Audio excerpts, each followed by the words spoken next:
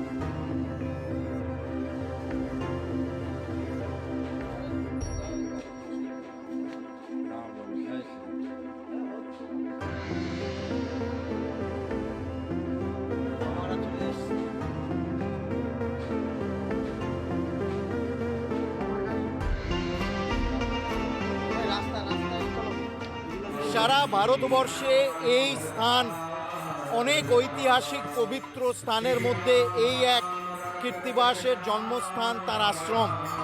এবং এইখানে সেই জন্য আমরা একত্রিত হতে পেরে আজকে আমাদের পরম সৌভাগ্য যে যখন অযোধ্যায় প্রভু শ্রীরামচন্দ্রের প্রাণ প্রতিষ্ঠা হচ্ছে তার বিগ্রহের এবং নতুন ভব্য মন্দির নির্মাণ হয়েছে, সেই মন্দিরের দ্বারোদ্ঘাটন স্বয়ং প্রধানমন্ত্রী যখন করছেন, সেই মুহূর্তে আমরা সবাই এখানে পুলিয়াবাসী একত্রিত হতে পেরেছি এই পবিত্র স্থানে। এবং এটা আমাদের শুধু আনন্দ না, এটা একটি নতুন যুগের সূচনা। শ্রীরামচন্দ্র তিনি আজকে অযোধ্যায় ফেরত আসছেন, ফিরছেন 500 বছর প্রতীক্ষা করার পর। সেই জন্যে আজ স্বতঃস্ফূর্তভাবে প্রচুর জায়গায় মানুষ একেবারে বেরিয়ে এসে তার উৎসব পালন করছে, রাম উৎসব পালন। সংস্কৃত ভাষা থেকে ট্রান্সলেট করে বাংলায় রচনা করেছিলেন কবি কীর্তিবাস ওঝা। সেই কবি কীর্তিবাস ওঝার জন্মস্থানে, জন্মভিটেতে আজকে আমরা হচ্ছে এখানে রামের পুজো করছি, কীর্তন হবে, তারপরে তোমার হচ্ছে এখানে রামায়ণ পাঠ হবে, গীতা পাঠ হবে, তারপরে হচ্ছে 5000 লোকের মানে একটা ভোগের ব্যবস্থা করা হয়েছে। এখানে একটা মহা মিলন মেলা হবে।